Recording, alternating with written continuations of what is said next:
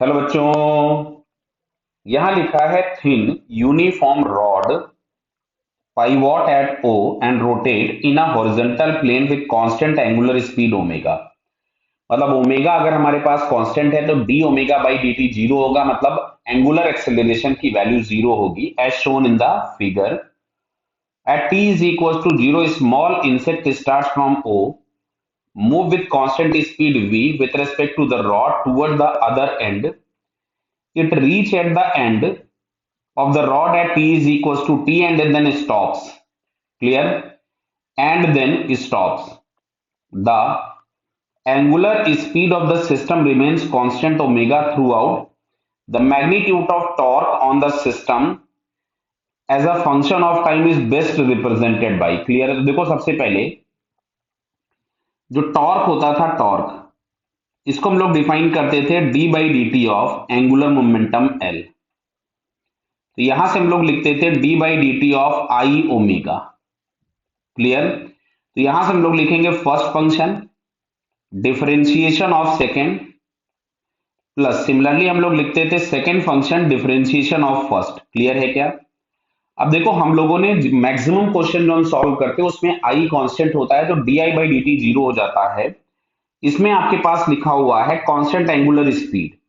अगर angular speed constant है तो पहला वाला टर्म जीरो हो गया, मतलब जो टॉर्क का मैग्नीट्यूड मिलेगा that is omega D I by D T. Clear? तो यहां पे आई चेंज हो रहा है क्या? तो यस, आई सिस्टम का जो हम लोग लिखेंगे वो लिखेंगे आई रॉड प्लस आई इंसेक्ट। इंसेक्ट ही दिया हुआ है ना, क्लियर? Small insect. क्लियर है? तो इंसेक्ट का आई एम ए लिखना होगा। रॉड का आई तो हमारे पास हो गया M L square by three, बराबर है, प्लस इंसेक्ट का मास कुछ हमने m1 ले लिया और ये हम लोगों के पास मिलेगा m इंटू डिस्टेंस का स्क्वायर। तो फाइनली हमारे पास ये आ रहा है M L square by three plus m1, और x की जगह हम vt लिख सकते थे तो ये आ जाएगा v स्क्वायर टी स्क्वायर, क्योंकि लिखा हुआ है it is moving with constant speed with respect to the rod. Clear? तो ये आ गया मोमेंट ऑफ इनर्शिया। तो मैंने यहाँ पे ओमेगा पुट कर दिया। अब यहाँ लिखा D by D T of I, तो आई के नाम पे हमारे पास आ रहा है M L square by three plus m1 v square T square. तो इसको जब हम डिफरेंशिएट करेंगे तो दिख रहा है इस फर्स्ट टर्म का डिफरेंशिएशन तो जीरो हो जाएगा बिकॉज इट इज कांस्टेंट। तो m1 v square into D by D T of T square. तो फाइनली हम लोगों के पास यहां से दिख रहा है ये omega m1 v square into two times T.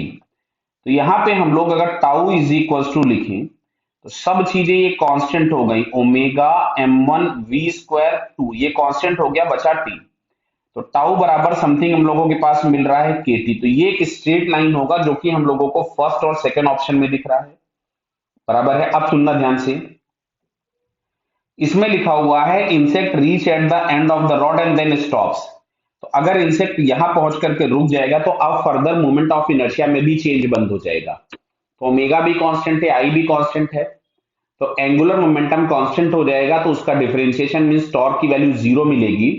तो पहले मिलेगा it is proportional to T, और इस वाले टाइम के बाद टॉर्क की वैल्यू जीरो हो जाएगी, मतलब P is equal to capital T के बाद, जो कि हम लोगों को यहाँ सेकंड ऑप्शन में दिखता है। So finally second answer is correct. Clear बेटा? Okay, all the best.